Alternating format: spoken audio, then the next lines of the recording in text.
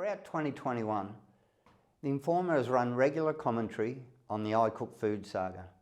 We've also interviewed on multiple occasions Ian Cook, the founder and CEO of ICook Foods. Now, the ICook Food saga is one that runs to the very heart of corruption that's operating throughout the corridors of Spring Street and politics in Victoria.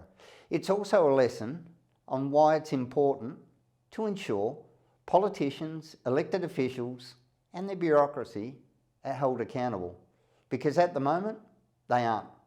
And what Victorians and Australians have witnessed is the optics of deceit. Now, TheInformer has been highly critical of key players from government, the Greater City of Dandenong Council and Victoria Police intimately involved in the ICook Food scandal. And for good reason. The ICook Food saga stinks. Not because of anything Ian Cook or his team have done, because they're innocent. They are the victims in politically manifested corruption designed to eliminate the competition. And ICook Foods were the competition. Community Chef, the company set up by Labor heavyweights, Dan Andrews and Anthony Albanese in 2009, was established to take out ICook Foods. Community Chef were to be the new kids on the block, the ones who would do just that. Community Chef were funded $15 million in a non-repayable loan scheme, masterminded by Andrews and Albanese.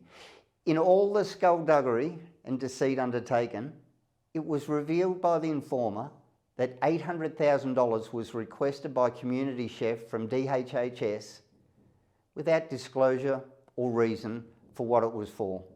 A lone Community Chef omitted to disclose in its annual report. What has been striking about the ICook Food saga has not only been the players involved and how far up the totem pole the level of corruption ran, but the missing $800,000, a glaring stash of cash that at the moment can't be accounted for. TheInformer has been keen to understand where the $800,000 disappeared to.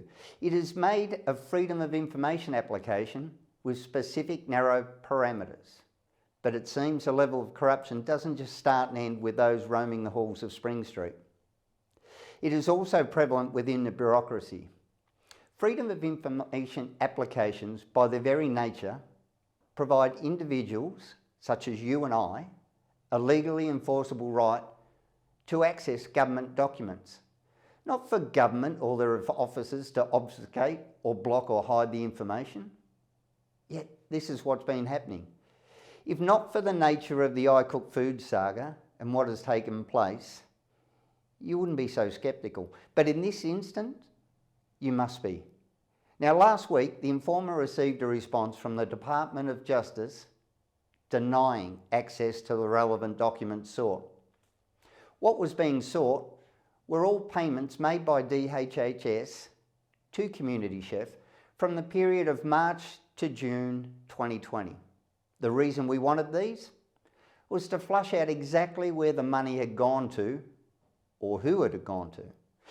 TheInformer has its suspicions, and it is almost certain the documents held by DOJ will provide those suspicions to be correct. But DOJ responded cryptically, stating they had the documents but weren't going to release them. Now, here is the exact wording. I refer to your application under the Freedom of Information Act 1982 requesting access to any financial payments by DHS from 2019 to 2020 that DHS made to Community Chef of Dandenong, and any related payments, including any loan facilities and the repayments thereof. We also sought any documentation or documents, including but not limited to emails, memos, directives, meetings and meeting notes, any correspondence received from City of Greater Dandenong concerning these payments for the aforementioned dates. Now, the FOI Act is meant to act in the interest of the public, of you and I, of the voters, yet it's not.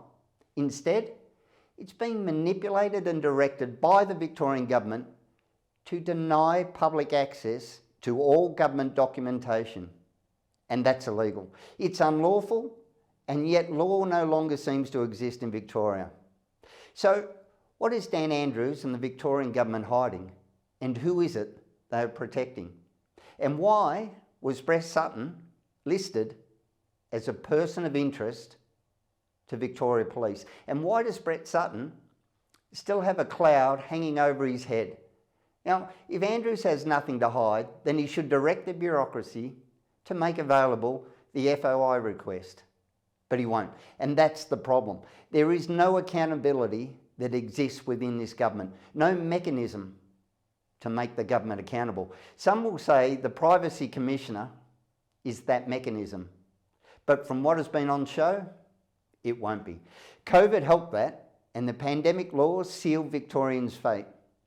There is a high-profile government official who sits comfortably in the knowledge that he or she remain protected by the tyranny of rule Andrews has enacted. The most disturbing of all is, if the average Victorian were to behave in the criminal manner politicians are, then the full force of the law would be brought upon them. Corruption is rampant in the Victorian politics, and the rot starts from the top. The rot not only stinks, but it's rotted the entire government and public service. And someone, somebody, or some people are enjoying the spoils of an $800,000 thank you for your services rendered. And those who have nothing to hide, hide nothing.